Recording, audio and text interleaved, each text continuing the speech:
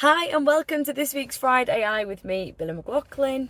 Once again, no glitz and glam. I'm sat in a rainy Stratford in the car after our team away day yesterday, but I've got a big drive ahead of me, so I thought I'd get the recording done before I set off. I want to start with a post that I did a couple of days ago on LinkedIn around security on voice clones. So for those of you that haven't seen this, Starling Bank have done a fantastic bit of advertising, if you like, raising awareness with James Nesbitt, who, as we know, has got quite a strong accent, and it just shows how hard it is to detect that it's an actual clone. So they're encouraging for people to have safe phrases. So I would definitely encourage you, spread this around your team, your clients, your family, your friends, your loved ones, just to make them aware of the dangers here and set up those safe phrases. I will pop the link to that video below. It's 2.5 minutes and definitely worth a watch. And I think what it's kind of demonstrating here is that the growth of AI development is far outpacing the security and guidance that we can sort of pad around it. So check that one out. In other news, ChatGPT have announced their voice model, which is great. They did that on Tuesday. It's good. You can kind of interrupt it, which is, if you've used ChatGPT, sometimes I was going to say she can drag on a bit. I don't know if it's a man or a woman.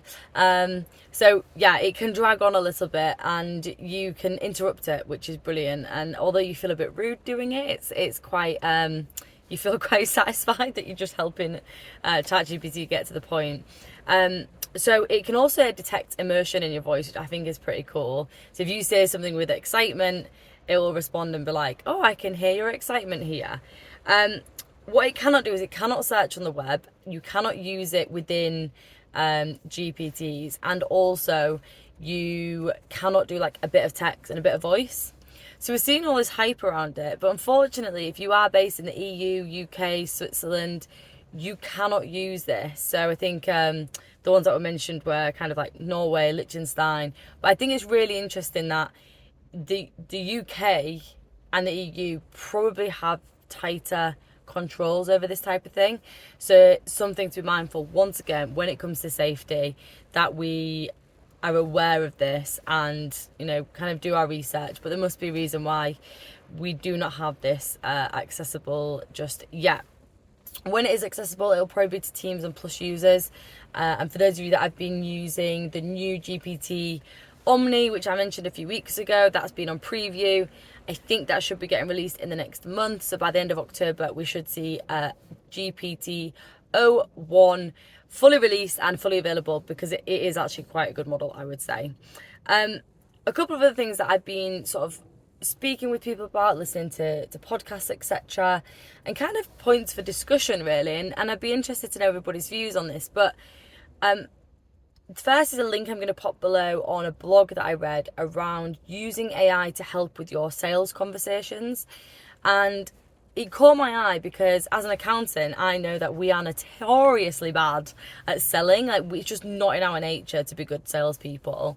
So I found that quite interesting. It gives you a few hints and tips on how you can use AI to have better conversations, maybe quantify your leads properly, qualify your leads properly, and give you that insight into your sales funnel and the conversations you're having with prospective clients. So I'll pop the link to that below. And the other thing that I was listening to, which was with Jordan, who does the Everyday AI podcast, and he's been talking about how with AI now, do we need to become more specialist or more generalized? Because if AI is claiming to be an expert in something, it devalues us being an expert in something as humans.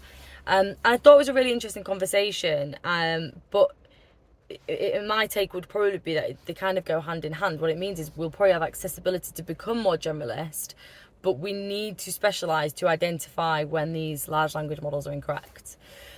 So yeah, a few thought-provoking things I've been reading and listening to this week that I wanted to share with you, and I'd be really interested to hear your thoughts below. Also, if there is anything that you've been looking at that you like the look of, please, as always, share it with me, because I would also like to take a look and hear your opinions. Have a great Friday, everyone. Enjoy your weekend, and I'll see you next week.